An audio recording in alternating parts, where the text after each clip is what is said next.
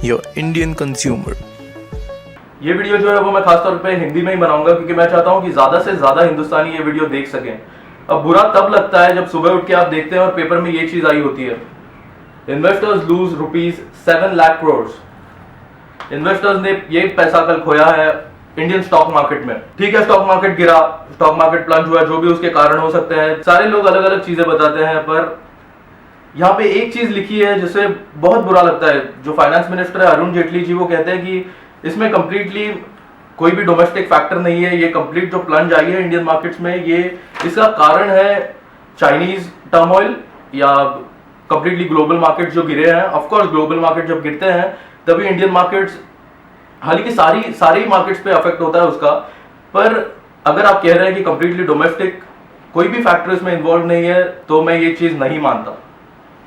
मैं कुछ चीजें आपके सामने रखने वाला हूं जो कि एक मैं ठोस कारण मानता हूं। ये जो बार बार आप मार्केट में गिरावट देखते हैं, कोई एक ऐसा दिन आता है जब भी फॉरेन मार्केट्स गिरने लगते हैं और इंडियन मार्केट सडनली इतना नीचे गिर जाता है, जैसे कल गिरा 1600 पॉइंट सेंसेक्स नीचे गिरा है। ये छोटी बात नहीं है, प्लीज आप समझिए। 7 लाख करोड़ रुपए छोटी अमाउंट नहीं होती और ये रिकवर होने में काफी समय चला जाएगा। अभी आप एक चीज समझिए, करंट अकाउंट डेफिसिट जिसे कहते हैं, करंट अकाउंट डेफिसिट आपको अगर पता नहीं होगा तो मैं एकदम सिंपल भाषा में समझाना चाहूंगा कि जितना हम एक्सपोर्ट करते हैं, जितना हमारा देश एक्सपोर्ट करता है, अगर वो इंपोर्ट से कम हो तो देश करंट अकाउंट डेफिसिट फेस करता है। सीधी सी सिंपल सी बात है। अगर आप कोई कंपनी रन कर रहे हो तो देश को भी एक कंपनी के तौर पे देखिए। ये अपनी एक कंपनी है, जितना माल हम बेचेंगे उतना पैसा देश में आएगा, बराबर। जितना माल हम खरीदेंगे उतना पैसा हमारी जेब से जाएगा, सादी सी बात है। तो क्या हो रहा है कि इंडियन इंपोर्ट जो है वो एक्सपोर्ट की कंपैरिजन में काफी ज्यादा है। तो मेनली जो करंट अकाउंट डेफिसिट है वो क्लियर नहीं हो पा रही है, हम लोग एक पॉजिटिव फ्रंट से आगे नहीं बढ़ पा रहे हैं। उसका कारण अगर हम देखें तो बहुत ज्यादा सोचने के बाद मुझे 3 चीजें मिली है।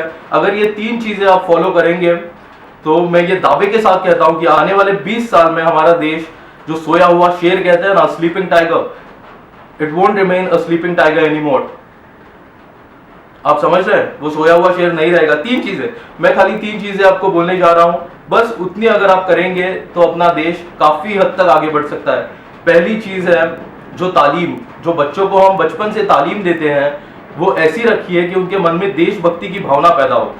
बस काफी सिंपल चीज है। आपको लगेगा कि कुछ ज्यादा ही बोल रहे हैं देशभक्ति और ये सब, पर आप ये चीज के बारे में सोचिए। जब भी यूनाइटेड स्टेट्स में कोई बच्चा पढ़ता है, उसके क्लासरूम में एक यूनाइटेड स्टेट्स का फ्लैग होता है। अगर उनके घरों पे आप देखें तो यूनाइटेड स्टेट्स का फ्लैग होता है। अगर उनके कंट्री के बारे में आप कुछ भी बोल दो, गंदगी है, ये है, वो है, आप उनका रिएक्शन देखिए। ये क्यों है?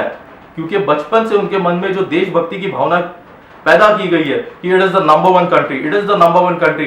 भले ही वो देश कितने भी कर्जे में हो, उससे फर्क नहीं पड़ता, it is the number 1 country, right. तो जो पहली चीज है, बच्चों को जो तालीम दी जाती है वो देशभक्ति की अगर होगी, अगर ये आप देखिए, आपके डे टू डे लाइफ में देखिए, अगर उसके मन में देशभक्ति की भावना है तो कल बड़ा होके वो डिग्री लेके बाहर दूसरे देश में नहीं जाएगा। हम लोग सबसे ज्यादा एक्सपोर्ट अपने स्टूडेंट्स कर रहे हैं, हमारे स्टूडेंट सबसे ज्यादा एक्सपोर्ट हो रहे हैं, जो कि ये इस देश का फ्यूचर है। हम कहते हैं ना, अरे छोटा बच्चा है, देश का भविष्य है, देश को आगे यही लेके जाएगा। कैसे लेके जाएगा? वो तो बाहर जा रहा है, कैसे आगे लेके जाएगा? सादी बात है ना। मैं भी अपने चैनल का नाम कुछ और रख सकता था, इंडियन ऑडियंस को टारगेट नहीं कर सकता था, पर मैंने किया नहीं ना। अब ये बात बहुत सादी है, आप समझिए। पहली बात है देशभक्ति की भावना हर एक बच्चे में होनी चाहिए। दूसरी बात है इलेक्शंस। जब भी इलेक्शंस आते हैं, आप उस पर्सन का, आप उस पॉलिटिशियन का कंप्लीट बैकग्राउंड देखिए, आप स्टडी कीजिए कि हम जिसे वोट देने जा रहे हैं वो बंदा कैसा है। अरे पहले बंदे को तो समझो, उसके इंटेलेक्ट को तो समझो, उसकी उतनी काबिलियत है कि नहीं कि वो कुर्सी पे बैठ सके और अपना देश चला सके, उसे तो समझो। उसके बाद ही जाके उसको वोट दो यार, आपका वोट बहुत काउंट करता है। अगर आपने पहली चीज करी हो, अगर आपके मन में देशभक्ति की भावना हो, तो आप बाहर नहीं जाएंगे, दूसरे देश में नहीं जाएंगे एक बेटर लाइफस्टाइल के लिए बहुत ही ज्यादा स्वार्थी बन के। अगर आप यहाँ पे हो तो आप वोट करेंगे, आप पढ़े लिखे हो, आपको पता है देश कैसे आगे बढ़ेगा, आप सही बंदे को वोट करेंगे। सही कह रहा हूं ना? तो आप वोट करेंगे ये दो चीजें यहीं पे सॉर्ट आउट हो रही है। अगर ये दो चीजें आप करेंगे, बंदा सही आएगा, तो जो पॉलिसीज है जो कि हमें कंपनी बनाने में हेल्प करती हैं वो अच्छी होंगी, वो सुधरेंगी, हमें अपना बिजनेस सेटअप करने में आसानी होगी, अपने आप देश आगे बढ़ेगा, राइट। और तीसरी इंपॉर्टेंट चीज है कि ऐसे ही मत जियो और बनता है क्या इधर उधर, कुछ नहीं, ऐसे ही कर रहा हूं, आजकल क्या चल रहा है, कुछ नहीं, आराम है। Stop this guys. एक ड्रीम रखो, एक कॉज के लिए जियो।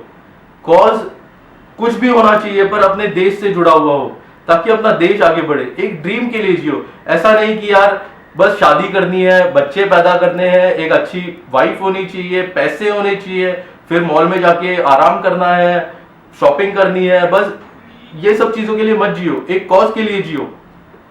अभी अगर हम देखें कुछ स्टार्टअप्स की तरफ देखते हैं, फ्लिपकार्ट जैसा स्टार्टअप इतना बड़ा आज बनता है, स्नैपडील जैसा स्टार्टअप इतना आज बड़ा बन गया है। पर आप अगर एक चीज देखेंगे तो सारे ये आईटी सेक्टर है। जितने भी अगर आप स्टार्टअप्स देखेंगे जो सक्सेसफुल हुए हैं, पहले अगर आप टॉप 10 नंबर्स निकाल लो तो ये सारे आईटी सेक्टर से रिलेटेड है। इसका भी कारण कहीं ना कहीं पॉलिटिक्स है, क्योंकि जो पॉलिसीज एक इंडस्ट्रियल मैन्युफैक्चरिंग यूनिट और सेटअप में जाती है वो इतनी आसान नहीं है। अगर आप एक नॉर्मल कंपनी ओपन करना चाहो तो वो आसान नहीं है। आपको एक अलग करंट अकाउंट बनाना पड़ेगा, आपको अलग रजिस्ट्रेशन करना पड़ेगा। ऐसी कोई एक यूनिबॉडी सेल नहीं है जिसमें जाके आप डायरेक्टली एक कंपनी रजिस्टर कर दे और सरकार आपको बोले कि बंदे में आइडिया है, बंदा कुछ कर सकता है अपने देश के लिए, इसे करने दो, इसे सपोर्ट करो। सरकार क्या कहती है? Make in India, right. अरे बंदे को खुद कुछ करने तो दो पहले। जो यूथ है वो बाहर क्यों नहीं जाएगा? आप मेक इन इंडिया की रट लगा रहे हो। बाहर के देश आके फॉरेन इन्वेस्टमेंट जो लाएंगे वो ऐसी थोड़ी ना लाएंगे। अभी कोई भी प्राइवेट सेक्टर है वो किस लिए काम करता है? प्रॉफिट के लिए काम करता है ना। सादी सिंपल, एक बनिए को भी इस बात समझेगी। अगर एक कंपनी प्रॉफिट के लिए काम कर रही है, बाहर से फॉरेन इन्वेस्टमेंट ला रही है इंडिया में, तो वो प्रॉफिट लेके ही बाहर जाएगी। भले ही उसमें थोड़ा सा मुनाफा इंडिया को एम्प्लॉयमेंट मिले, ये मिले, वो मिले, पर कोर पे काम करो ना भाई। कोर पे काम करो। देश की ताकत वैसे ही बढ़ेगी जब कोर पे काम होगा। मैं पहले इसमें तालीम क्यों कह रहा हूं? क्योंकि इतने सालों से तालीम गलत हुई है। आप ये बात समझिए। अब एक आसान तौर पे आप सोचिए, जो 7 लाख करोड़ रुपए अपने मार्केट से चले गए, उसकी वजह से हुआ क्या है?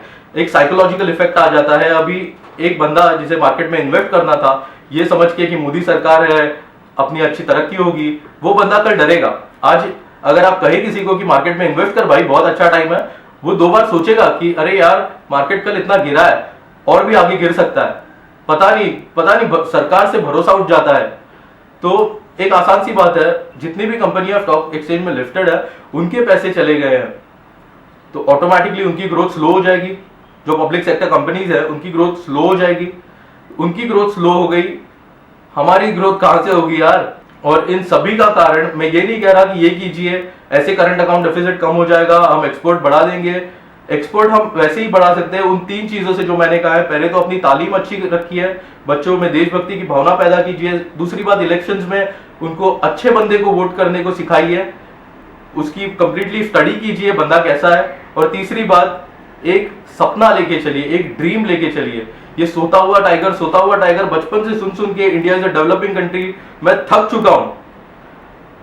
मुझे इंडिया को एक डेवलप्ड कंट्री देखना है। बस यार, और नहीं बोलना चाहता, काफी इमोशनल हो जाऊंगा। मुझे अपने देश के लिए कुछ करना है। मुझे जो सही लगता है मैंने आपको बताया है। अगर आपको सेम फील होता है तो प्लीज कुछ कीजिए। मैंने जो 3 चीजें बताई है वो कीजिए। अच्छे लोगों को वोट करके दीजिए, बहुत ज्यादा इंपॉर्टेंट है। मैंने ये वीडियो खासतौर पे मेरे 2300 सब्सक्राइबर्स के लिए बनाया है। अगर आपको मेरी बात में थोड़ी भी दम लगती है, अगर आपको मेरी बात थोड़ी भी सही लगती है, तो प्लीज ज्यादा से ज्यादा लोगों तक मेरी आवाज पहुंचाइए। Thank you.